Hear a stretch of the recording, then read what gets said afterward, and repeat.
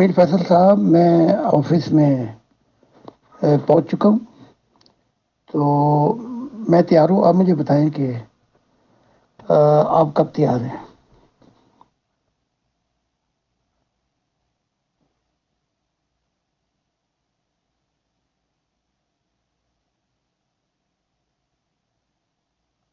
Mahram Zahid Khan Sahab, dear ma'am, and all dear group members of Pure Discussion Group, Assalamu alaikum wa rahmatullahi wa barakatuhu. ہم ایک بار پھر محترم زاہد خان صاحب کا اور سبھی ہمارے پیارے ممبرس کا استقبال کرتے ہیں، اور سب سے پہلے میں یہ ذمہ داری سونپتا ہوں میم کو، ریسپیکٹڈ میم، اور جو ہمارے ڈیئر ہیں کافی، تو انشاءاللہ وہ سوال و جواب شروع کریں. شکریہ. جی، میری طرف سے محترم زاہد خان صاحب اور پیارے بھائی فیصل صاحب اور گروپ کے تمام معزز ممبران کو سلام پیش کرتی ہوں. خدا آپ دونوں پہ عنایات رکھے اور آپ کے دل کی کھڑکیوں کو کھولتا رہے اپنی معرفت الہی کے ہواؤں کے جھونکے دے کر. تو تھینک یو سو مچ. تو میں انتظار میں ہوں، سوال کریں.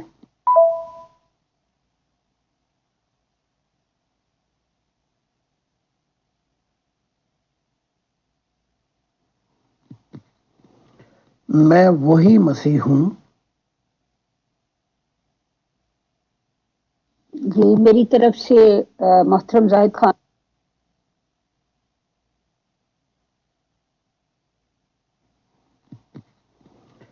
میں وہی مسیح ہوں جس کی بشارتیں مختلف مذاہب میں ہیں، مختلف ناموں سے. لیکن یہاں ایک اور سوال بھی پیدا ہوتا ہے کہ اور بھی دعوے دار ہیں، لیکن آخر میں مسیح اپنے کاموں سے پہچانا جائے گا. یعنی کہ وہ تعلیمات وہ پیش کرے گا جس کے متعلق عیسیٰ ابن زکریا کہتے ہیں کہ تم اسے پھلوں سے پہچان لو گے اور وہ ہمیشہ تمہارے ساتھ رہے گا. تو حق تعالیٰ کہتا ہے کہ نیا آسمان اور نئی زمین جب قائم ہو جائیں گے تو میں ہمیشہ تمہارے ساتھ دکھائی دینے والا خدا ہوں گا. تو دکھائی دینے والے سے مراد یہ ہے کہ وہ مسیح جو قائم کر دے گا نیا آسمان نئی زمین، وہ بھی ہمیشہ خدا تعالیٰ کی محبت اور اس کے ساتھ ہمیشہ اس کی گائیڈنس انسانیت کے ساتھ رہے گی. تو وہ آنے والا میں ہی ہوں. اب جب میں آ گیا ہوں تو خدا تعالیٰ نے انعامات کی بارش کر دی ہے. پہلے مجھے وہ کہا جس کی بشارتیں ہیں، پھر کہا کہ تو آسمانوں کا بھی مسیح ہے، جتنی مخلوقات ہیں وہاں بھی تجھے بھیجا جائے گا. پھر کہا کہ میں نے تجھے اپنا دل بنایا ہے. یہ جو انعامات تھے یہ خاص خدا نے رکھے ہوئے تھے کہ جب زمین پہ قائم ہو جائے گی وہ تعلیمات، جس سے انسانیت ایک پلیٹ فارم پر خدا کے لیے کھڑی ہو جائے گی، اس کے بعد جو ایکسٹرا انعامات تھے کہ زمانوں کا مسیح، خدا کا دل، اب اس نے اپنے انعامات بھی مجھ پہ کیے. تو یہ انسانیت کی ایک معراج ہے، یہ میری نہیں بلکہ انسانیت کے لیے یہ انعام اور تحفے ہیں کہ خدا تعالیٰ نے کیا کیا انسانیت کے لیے رکھا ہوا ہے آخرت کی زندگی میں اور زمین پر.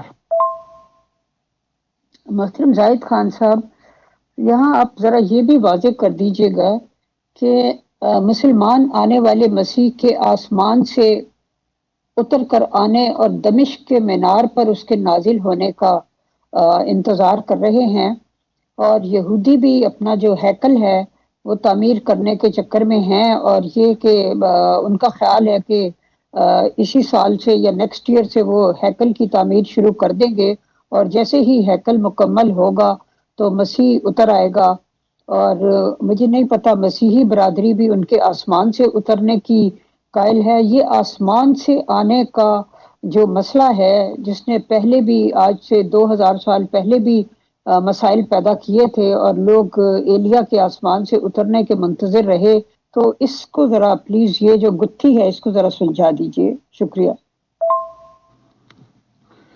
یہودیوں نے بھی وہی غلطی کی اور عیسیٰ یسوع ناصری نے ان کی غلطی کو درست کیا. اس کے بعد عیسائیوں نے کیا سیکھا؟ انہوں نے بھی وہی غلطی کی کہ آسمان سے آئے گا. آسمان سے آنے سے مراد نیک اور پاک حالتیں ہیں. کسی شیطانی روح کو نہیں وہ بھیجے گا زمین پر. نیک پاک حالتوں سے مراد یہ ہے کہ وہ شخص جسے چنا جائے گا وہ خدا کی طرف سے ہوگا. اب یہ کہ منارے سے مراد انسان کامل ہے. پھر یہ وہ 2 فرشتوں کے کندھوں پر ہاتھ رکھ کے اترے گا. مراد یہ ہے کہ اس کو خدا کی اور فرشتوں کی مدد حاصل ہوگی. اس کے بالوں سے پانی آئے گا، یعنی وہ وجدی حالتوں میں ہوگا. یہ سارا مضمون جو ہے جو روحانی ہے اس کو ظاہر لے لینا، یہ ہر مذہب نے ٹھوکر کھائی ہے. اب مسلمان بھی وہی غلطی کر رہے ہیں. حالانکہ جب حق تعالیٰ کی ذات ان کی کتاب میں یہ کہتی ہے کہ نیا آسمان اور نئی زمین، تو کبھی انہوں نے غور کیا ہے کہ اس سے مراد کیا ہے؟ نئی زمین سے کیا زمین کو توڑ کے دوبارہ بنایا جائے گا؟ نہیں، نئی زمین سے مراد نیا انسان ہے. زمین تو وہی ہے، وہ انسان جو ہے وہ اس زمین کو جنتوں کی حالتوں میں قائم کر دے گا. وہ اہل دل ہوں گے جو خدا کی منشا اور مرضی کو پوری کر دیں گے. اگر ظاہر مراد لیں تو زمین کو توڑا جائے، پھوڑا جائے، لیکن یہ بات نہیں ہے. سوال یہ ہوتا ہے کہ یہ بنی اسرائیل، یہ عیسائی بار بار ٹھوکر کھاتے ہیں اور یہ مسلمان، اور اندھے ہو کر سیکھتے نہیں بلکہ اسی روحانی مضمون کو ظاہری اس میں لیتے ہیں. تو اس لیے ان کی ٹھوکروں کی وجہ سے اب خدا نے ان کی صف لپیٹ دی ہے. مثال کے طور پہ غلام احمد قادیان نے سب کہا کہ جو مذہب کی پیشن گوئیاں مجھ پر ہیں، لیکن کام اسلام کا کیا اس نے. تو خدا نے اس کی غلطیوں کو بھی درست کیا. آنے والا کسی مذہب کی نمائندگی نہیں کرتا، آنے والا پوری انسانیت کی نمائندگی کرتا ہے،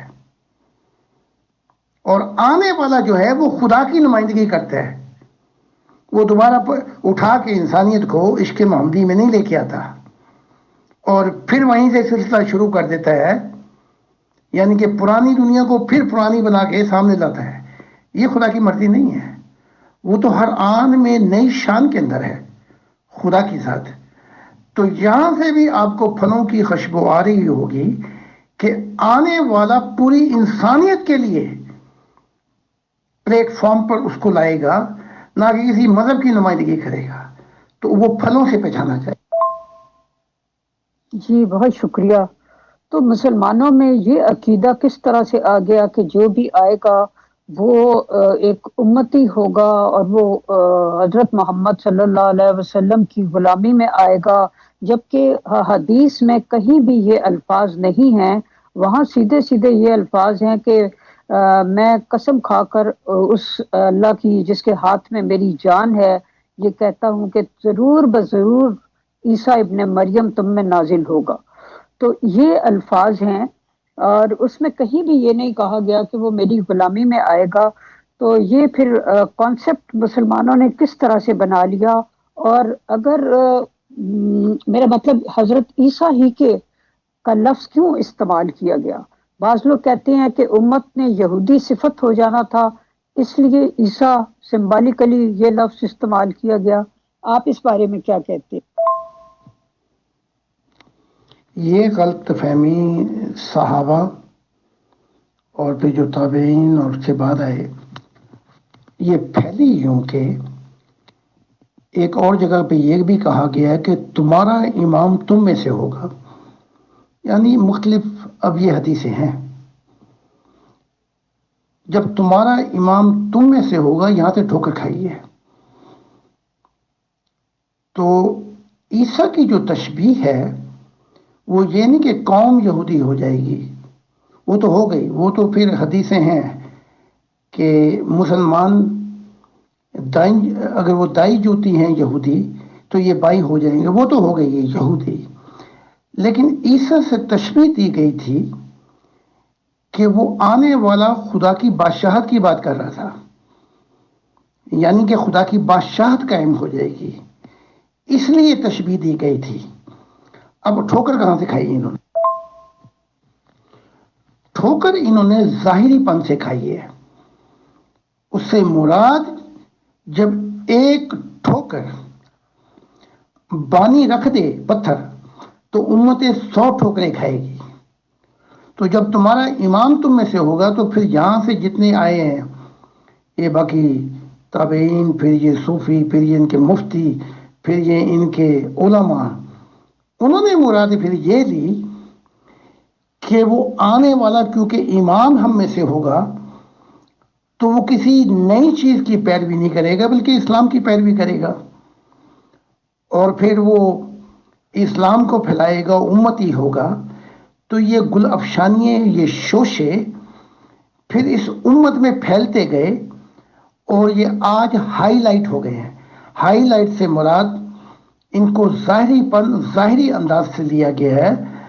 اب اس غلط سمت پہ جو آ گئے ہیں ان کے سارے باپ دادا بھی، جیسے قرآن کہتا ہے کہ اگر وہ کہتے تھے ہمارے باپ دادا کیا غلط ہیں؟ ہاں تمہارے باپ دادا غلط ہیں۔ تو اب اس کو سمجھانے کے لیے وقت چاہیے۔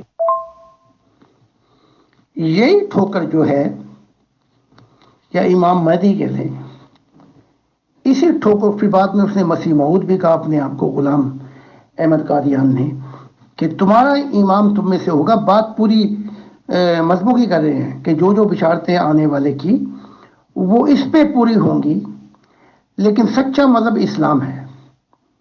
آؤ سارے مذہب والوں اور ہمارے جیسے مسلمان بن جاؤ، تاکہ جو کچھ رہ گیا اس دنیا کا بھی کھانا خراب ہو جائے۔ تو جب وہ نمائندگی کرنے بیٹھ گیا اسلام کی، اور جو نبوتیں تھیں کہ ان میں بھی آئے گا وہ، تو وہ پھر عیسائیوں، ہندوؤں اور دوسروں کو کیا دلچسپی ہے کہ وہ مسلمان ہوں اور اس کے امام کی بیعت کریں؟ انہیں کوئی دلچسپی نہیں ہے۔ اس نے آ کے اس معاملے کو غلام احمد قادیان نے اور کمپلیکیٹڈ کر دیا ہے۔ عشق محمدی میں عیسیٰ کی باتیں بتا دی، محمد کی باتیں نہیں بتائیں۔ بتا دیتا تو پھر اسلام میں کیسے رہ سکتا تھا؟ یہ سوال۔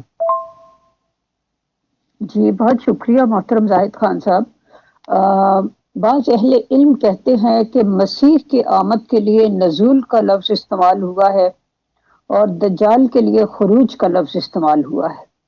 مسیح کے لیے نزول کا مطلب یہ ہے کہ اس کے ساتھ آسمانی برکات ہوں گی اور وہ خدا تعالیٰ کی طرف سے نازل ہوگا، اور دجال کے لیے خروج کا مطلب یہ ہے کہ وہ زمینی شان و شوکت اور غلبہ رکھتا ہوگا۔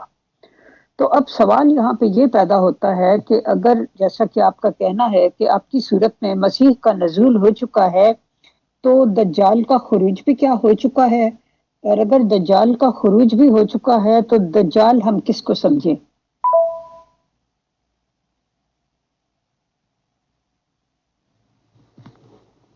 دجال کا خروج بھی ہو چکا ہے، وہ آ بھی چکا، ہم نے اس کی ہر چیز اپنا لی، بلکہ جو گفتگو ہم ہینڈی سے کر رہے ہیں یہ بھی دجالی فتنہ ہے۔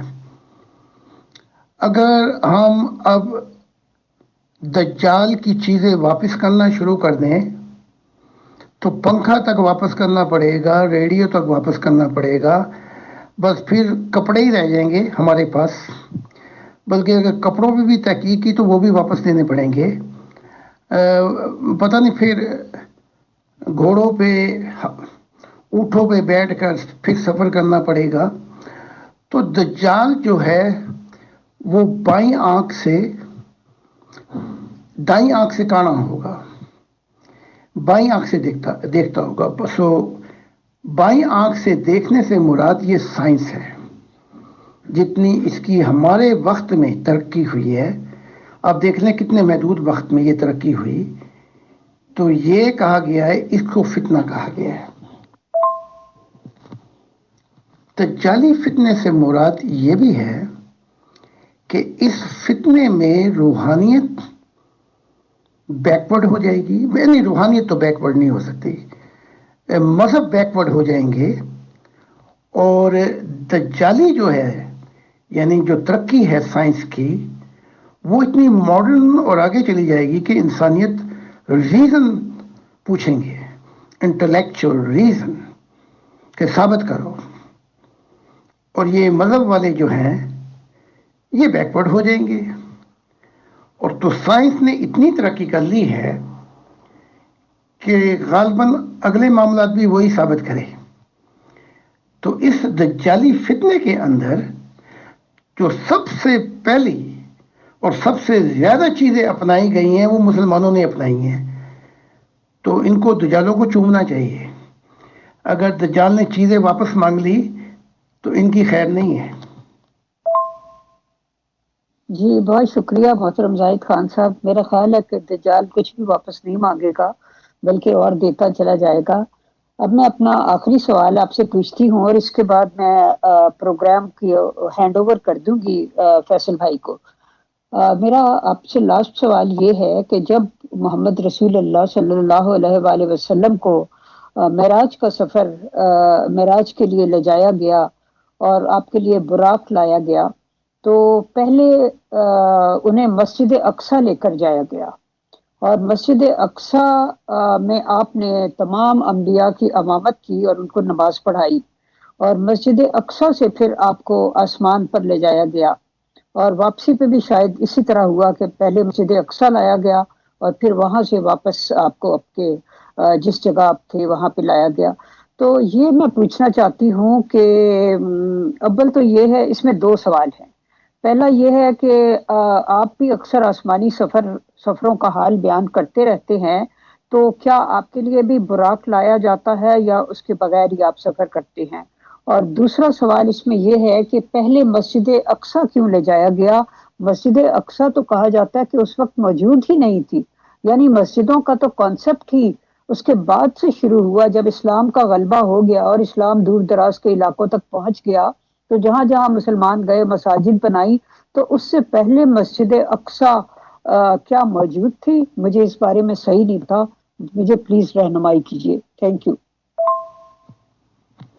मस्जिद अक्सा तो मौजूद नहीं थी। ये मंदिर को भी मस्जिद अक्सा कह देते हैं, मुराद ये मस्जिद।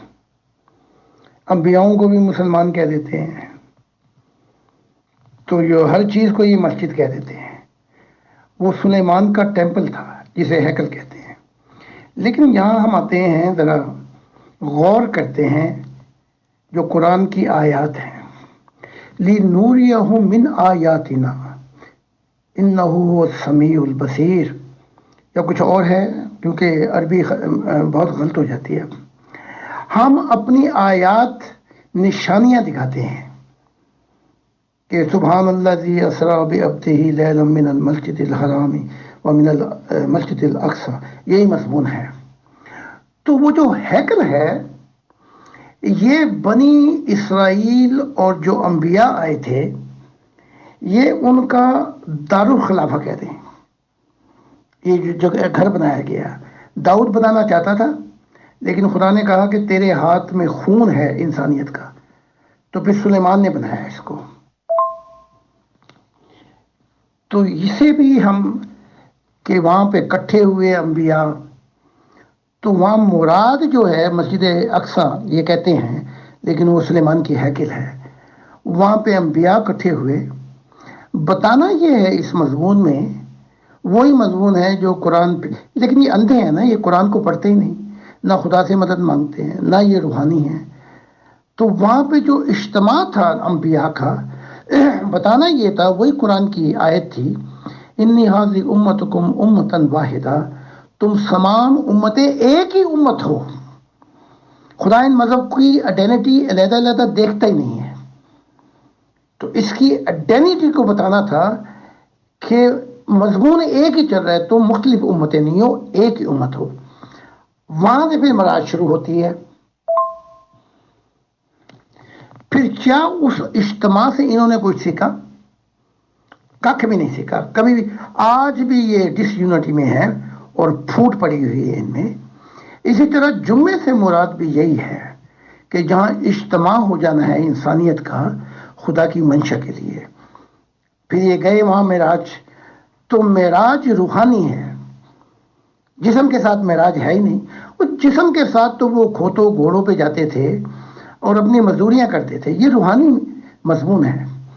حضرت عائشہ کہتی ہیں خدا کی ان پہ برکتیں ہوں کہ جس دن معراج ہوئی، جس رات، حضور کا جسم تو میرے ساتھ لیٹا ہوا تھا. تو پتہ چلا کہ وہ معراج جسمانی نہیں روحانی ہے. جو انہوں نے ہر چیز کو ظاہرتاً سمجھا اور قرآن کو بھی ظاہرتاً سمجھا، تو یہ وہ کھوتے بچ چکے ہیں کہ کتابیں اپنے اوپر لاد چکے ہیں اور ان کا کک فائدہ بھی ان کو نہیں ہو رہا. خدا نے اب ایک رت بدل دی ہے اور رت یہ ہے کہ نیا آدم آ گیا ہے.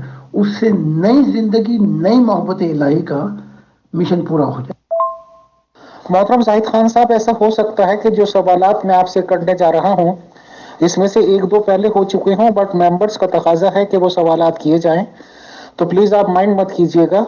میں سوچتا ہوں کہ شروعات بنیاد سے ہی شروع کر دیں. محترم، ہماری پیدائش تو کیونکہ ایسے گھرانے میں ہے جہاں نبوت کو مانتے نہیں ہیں اور نبیوں کو یا یہ پنڈت لوگ جو کرتے ہیں ان سب چیزوں کو دکانداری کا ایک ذریعہ مانتے ہیں. محترم، مسلمان بھی یہ کہتے ہیں، بہت ریسپیکٹ کرتے ہیں حضرت ابراہیم علیہ السلام کی. مسیحی لوگوں سے بات چیت کرتے ہیں تو پتہ چلتا ہے کہ وہ بھی اپنی بنیاد حضرت ابراہیم علیہ السلام سے ہی بتاتے ہیں. محترم، بٹ ہم جیسے لوگ جو نبوت کو مانتے ہی نہیں تھے، بٹ اب بھائی ظاہر سی بات ہے، تو ہم یہ سوچتے ہیں کہ جو بھی کچھ ہمیں اس ریلیجس بک سے ملتا ہے یا ہسٹری بتاتے ہیں تو ہم بالکل اس طرح سے سوچتے ہیں جیسے ہم ایک کامن آدمی کی باتیں پڑھ رہے ہیں. حضرت ابراہیم علیہ السلام کی 2 شادیاں بتائی گئیں اور یہ بتایا گیا کہ تمام نبی اسحاق صاحب کی اولاد میں سے آئے اور صرف ایک نبی جو کہ مسلمان مانتے ہیں اسماعیل صاحب کی اولاد سے، جبکہ یہودی اور عیسائی یہ کہتے ہیں کہ اسماعیل صاحب کو امپورٹنس نہیں دیتے ہیں اور ظاہر سی بات ہے کہ رسول اسلام صاحب کو نہیں مانتے ہیں. تو پہلا سوال تو آپ سے یہ ہے کہ آپ اسحاق صاحب کو امپورٹنس دیں گے یا اسماعیل صاحب کو بھی؟ پہلا سوال بتائیں. شکریہ. اگر ہندو دکانداری سمجھتے ہیں تو اسلام میں بھی تو قرآن میں ہے کہ مسلمان تجارت کرتے ہیں، سودے بازی کرتے ہیں، خدا سے دنیا اور آخرت مانگتے ہیں. تو یہ بھی ہندوؤں سے کوئی، بلکہ ہندوؤں کے بھائی کہہ لیں. اور اگر یہ ابراہیم کی پیروی کرتے ہیں تو یہ انہیں جان لینا چاہیے کہ ابراہیم ہندو تھا، بتوں کی پوجا کرنے والا. تو یہاں بھی یہ ایک دوسرے کے بھائی بند ہو جاتے ہیں. بالکل ہندو تھا، کبھی ستاروں کی، کبھی سورج کی، کبھی چاند کی پوجا کرتا تھا. بلکہ اس کا باپ جو تھا اگر وہ کاروبار کرتا تھا یہی بتوں کا. تو آپ سارے بھائی بند ہیں. اب آپ کے اگلے سوال کی طرف آتے ہیں.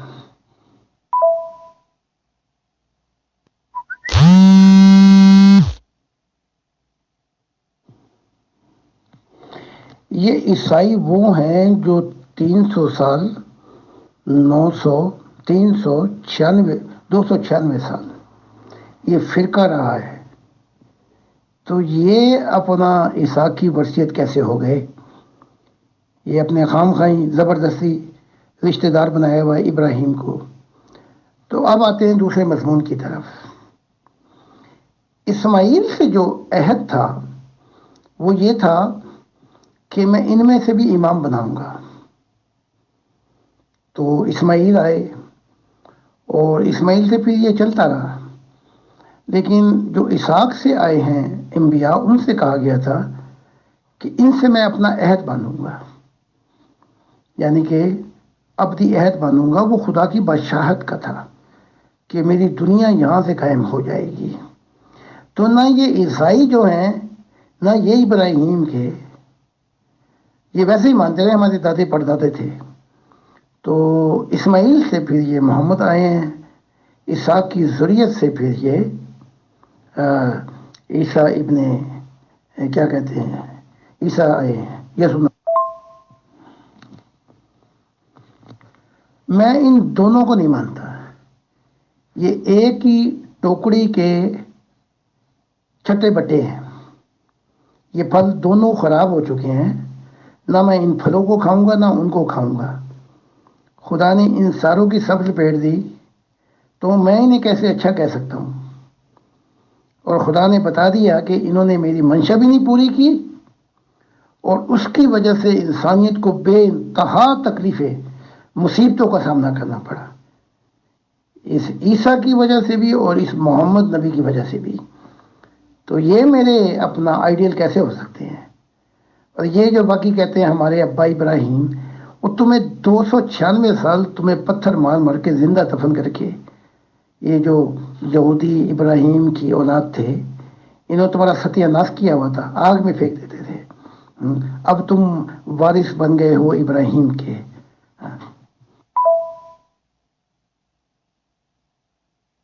محترم زاہد خان صاحب، ابراہیم جی کے ریگارڈنگ میرا پہلا سوال آپ سے یہ ہے محترم کہ ان کے جو بچہ ہوا، مسلمان تو یہ سٹوری بتاتے ہیں کہ اسماعیل صاحب اور ان کی والدہ کو بالکل چھوٹے سے بچے تھے جب وہ ریگستان صحرا میں چھوڑ کر آ گئے ابراہیم صاحب.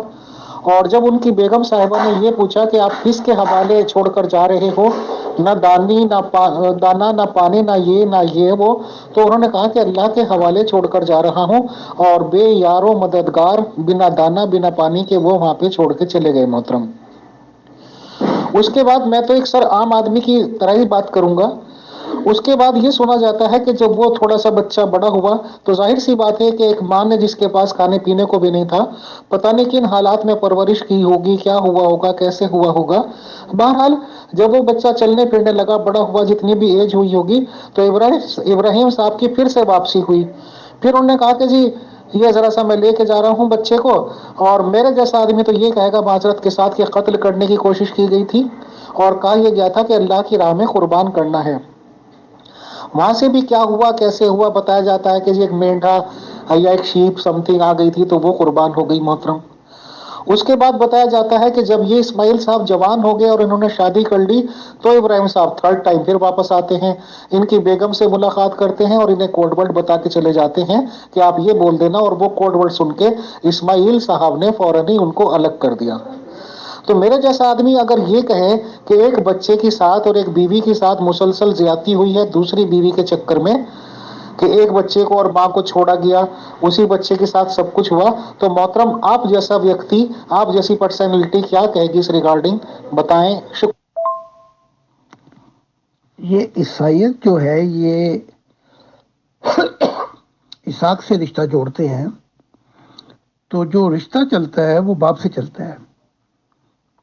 تو اب یہ انہوں نے بی بی مریم سے رشتہ جوڑا ہوا ہے جو ماں سے رشتہ نہیں چلتا. اب آتے ہیں ہم اصل سوال کی طرف، پہلے سوال کی طرف.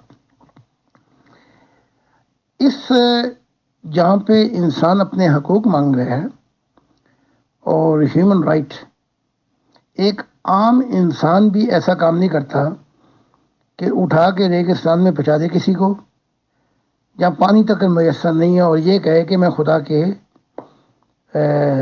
سپرد میں کرنے لگا ہوں.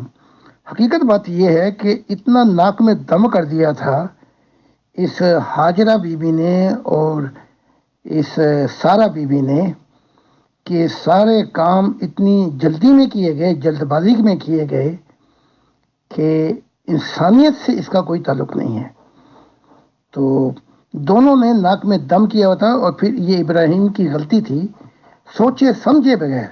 اگر میرا ہوتا، میں اپنی مثال دیتا ہوں اور آپ کی مثال بھی دیتا ہوں.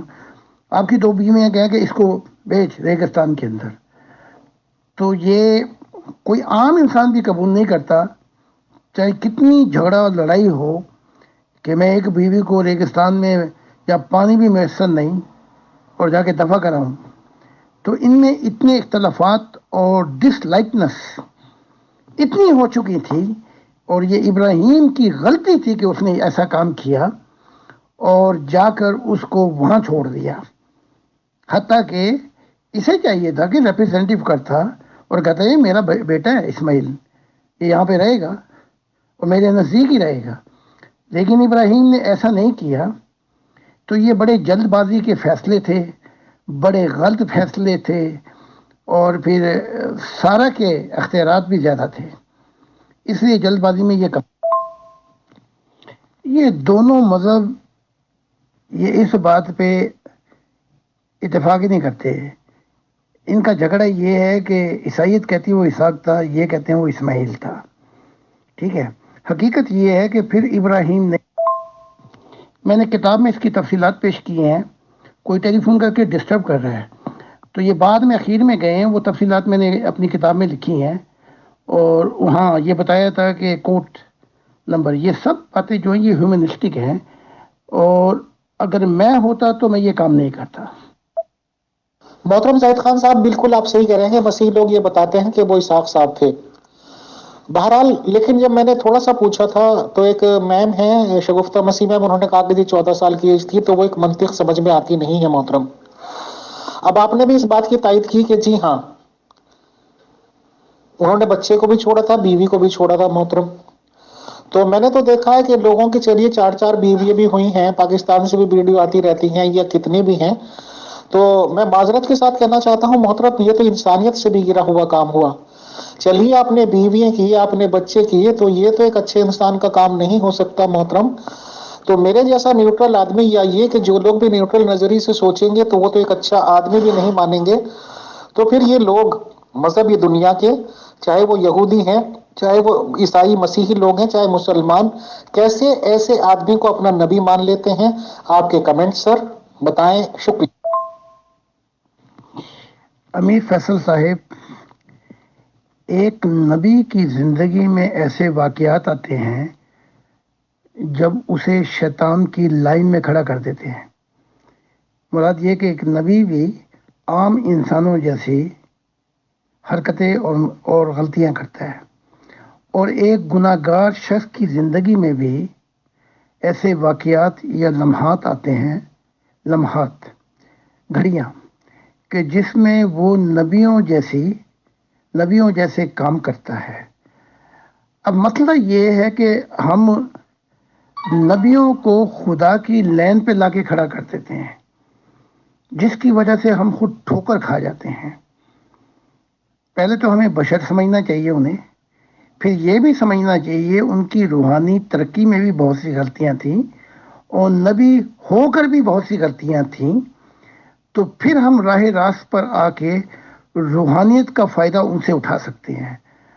ورنہ انہیں آسمان پہ اٹھا کے خدا کے ساتھ بٹھا کر پھر جو ہمیں ٹھوکریں ملتی ہیں، پھر ہم انہیں ایک امیج دے دیتے ہیں. اس سے زیادہ روحانیت کا ہمارے سے کوئی تعلق نہیں رہتا. محترم زاہد خان صاحب، بالکل آپ نے صحیح فرمایا. اس میں ایک امپورٹنٹ بات یہ بھی ہے محترم کہ مسلمان بھی اور مسیحی بھی دونوں اس بات پہ متفق ہیں کہ ان کی بہت زیادہ ایجڈ پرسن وہ ہو گئے تھے اور ان کو اولاد نہیں ہوئی تھی، جبکہ یہ لوگ دونوں ہی یہ بتاتے ہیں کہ خدا تعالیٰ نے وعدہ ان سے کر رکھا تھا کہ وہ ان کو ایک بچہ دے گا جس کی نسلوں سے شاید آگے کچھ یہ ہوگا وہ ہوگا. بٹ محترم ایز اے کامن انسان ہی بالکل یہ کہنا پڑے گا کہ انہوں نے تو یقین نہیں کیا کہ خدا تعالیٰ انہوں نے بچہ دے گا. وہ تو ایک بیوی کے اوپر بیٹھے نہیں رہ گئے محترم، انہوں نے تو دوسری شادی کی، بھلے ہی اس سے بچے ہو گئے اور پھر ان بیوی سے بھی ہو گئے جنہوں نے پہلے شادی کر رکھی تھی. تو کیا یہ سر خدا پہ عدم اعتماد نہیں ہے؟ کہ یعنی کہ خدا پہ اعتماد نہیں تھا تو کیا ایسا آدمی نبی ہو سکتا ہے محترم؟ بتائیں. شکریہ.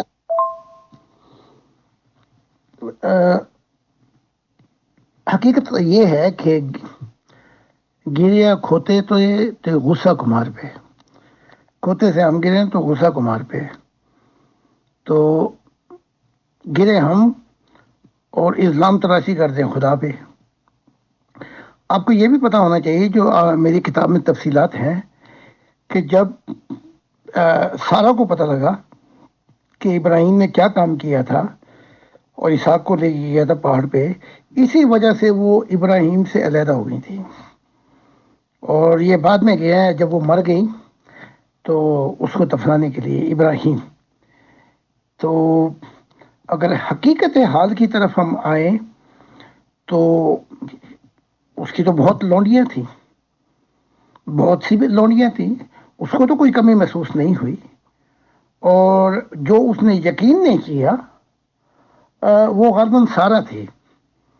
تو ابراہیم نے تو سجدہ کیا، وہ جو آئے بھی تھے تو یقین کیا. تو یہ واقعات ہیں. تو جو لونڈیوں سے شادیاں ہوئی ہیں ان کے اولادوں میں سے بھی بچے پیدا ہوئے، جیسے غالباً کتورا کی اولاد میں سے اس سے 6 یا غالباً 8 بچے تھے. تو ابراہیم نے ان کو ان کی میراث دے کے غالباً بھیج دیا تھا دوسرے ملکوں میں. تو یہ لمبی داستان ہے، کیونکہ وہ جو بچے کتورا سے ہوتے انہیں، اور کتورا نے بھی ابراہیم کا ناک میں دم کیا ہوا تھا. تو یہ باقی جو وعدہ تھا یہ اسحاق سے یہ چلتا رہا، کیونکہ اسحاق نے پھر گدی سنبھال لی تھی اور اپنے پرانے وطن واپس نہیں گیا بلکہ اپنے باپ کا کام کرتا رہا. تو اس کو یہ برکت مل گئی. تو بالکل یہ انسانی غلطیاں ہیں، اور ان انسانی غلطیوں کو جو ٹھیک کرنے والے ٹھیکے دار ہیں یہ ہیں عیسائی اور یہ مسلمان ہیں، بلکہ یہودی بھی اس غلطیوں کو ٹھیک نہیں کرتے. محترم زاہد خان صاحب، میں نے 2 باتیں امپورٹنٹ آپ سے کہیں کہ بیوی اور بچے کو چھوڑا. میں نے یہ کہا کہ انہوں نے اولاد جو خدا نے وعدہ کی تھی کہ دیں گے اس پہ یقین نہیں کیا، دوسری شادی کی. دونوں ہی کام ایک طرح سے اللہ تعالیٰ پہ اعتماد نہ کرنے والے تھے محترم. اور آپ نے بہت ہی کھلے دل سے، اوپن ہارٹ سے، جیسے کہ آپ کی عادت بھی ہے، ان دونوں باتوں کو مانا اور یہ کہا کہ وہ لوگ بھی تو بشری ہوتے ہیں الٹیمیٹلی محترم. تو اگر وہ لوگ بشری ہوتے ہیں اور انڈاؤٹیڈلی وہ بشر ہی ہوتے ہیں تو پھر ہم جیسے لوگوں پہ کیا پابندی سر کہ ہم انہیں نبی مانے ہی مانے؟ جب ایک نبی اور عام آدمی کی کرنے میں فرق ہی نہیں ہے، ایک عام آدمی بھی یہ تو کر سکتا تھا اور ایک نبی نے بھی کی، تو ہم پہ یہ کیوں لازمی قرار دیا جاتا ہے کہ ہم ایسے لوگوں کو نبی مانے ہی مانے، اور اگر نبی نہیں مانتے تو ہمیں دین سے ہی خارج کر دیا جاتا ہے؟ محترم آپ بتائیں. شکریہ.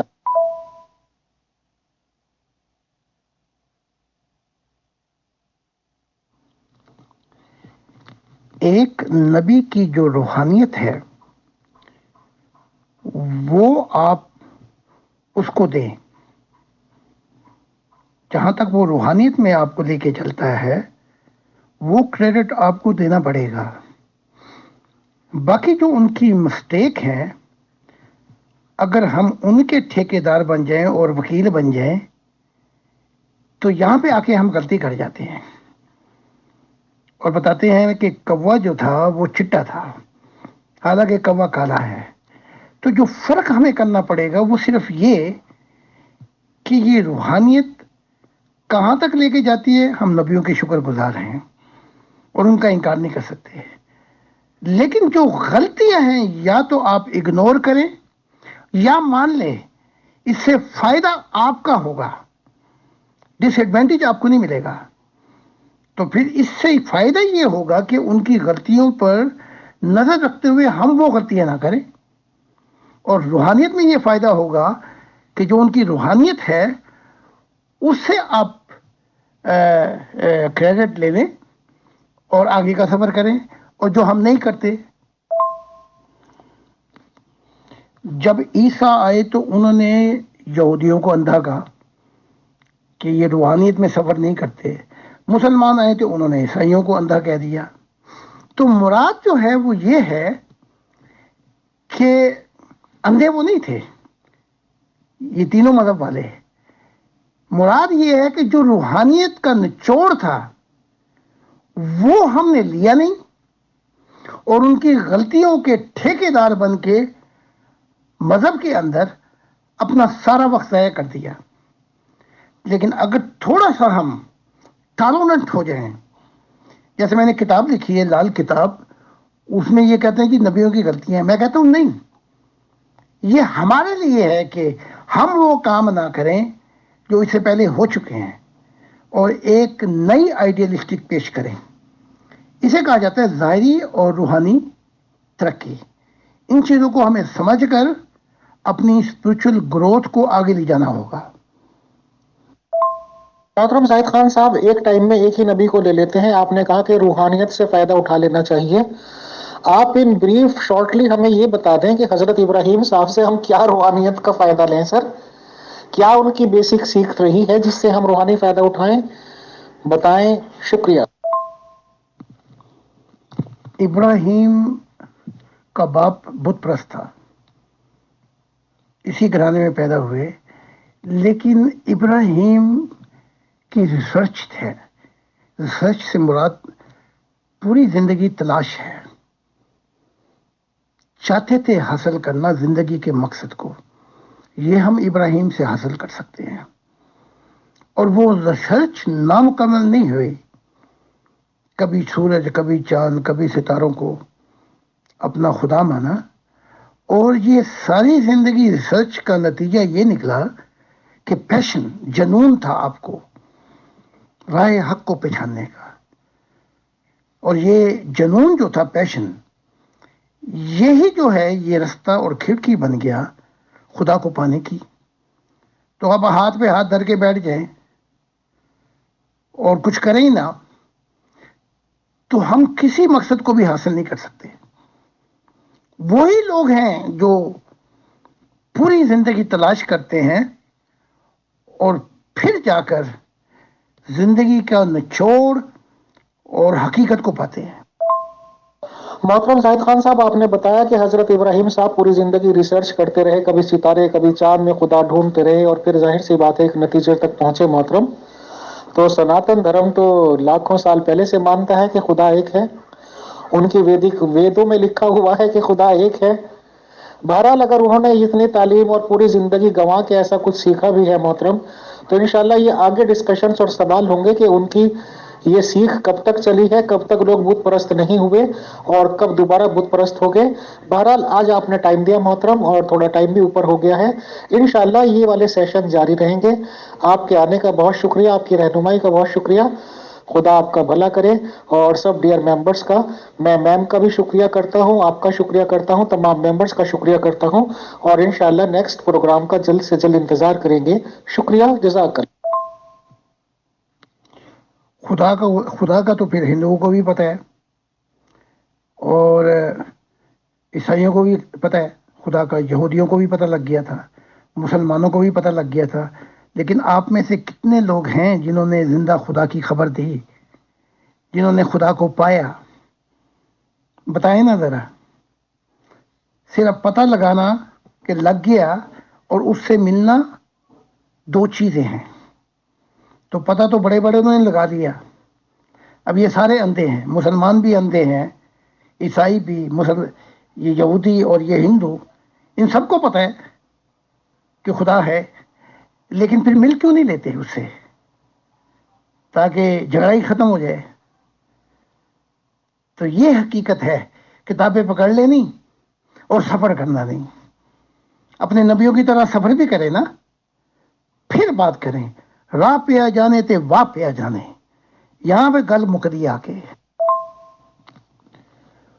ہو گئے دو روز میں آباد بھی برباد بھی، اب تمنا ہے یہی آئے نہ ان کی یاد بھی.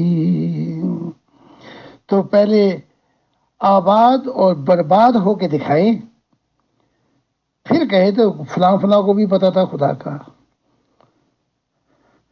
وفا جن سے کی بے وفا ہو گئے، وہ وعدے محبت کے کیا ہو گئے. پہلے وہ وعدے جو محبت کے ہیں ان میں ڈوب کر تو دیکھیں، پھر بات کریں تو پھر مزہ ہی کچھ اور آئے گا.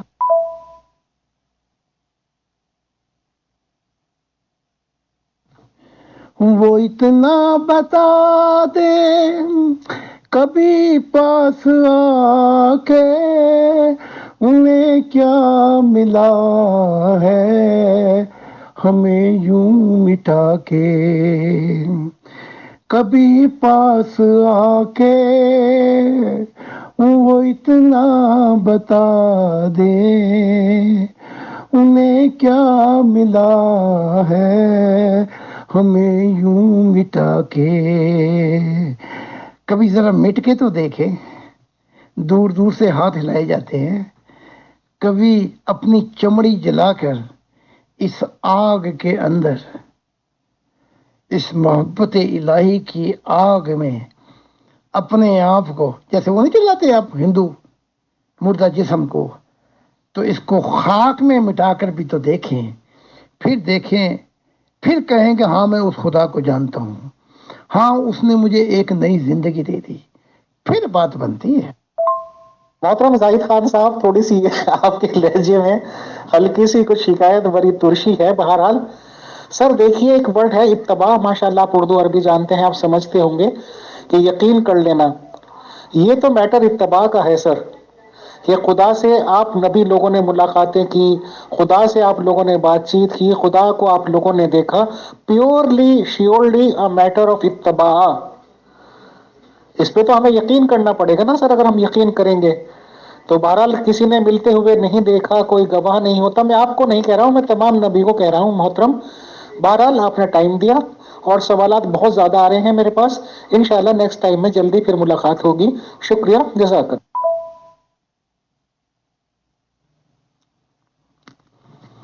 ہم نے آپ سے محبت کی اور محبت میں ترشی ہے ہی نہیں. محبت میں کیا ہے؟ محبت میں پھر یہ ہے، سارنگا تیری یاد میں نین ہوئے بے چین،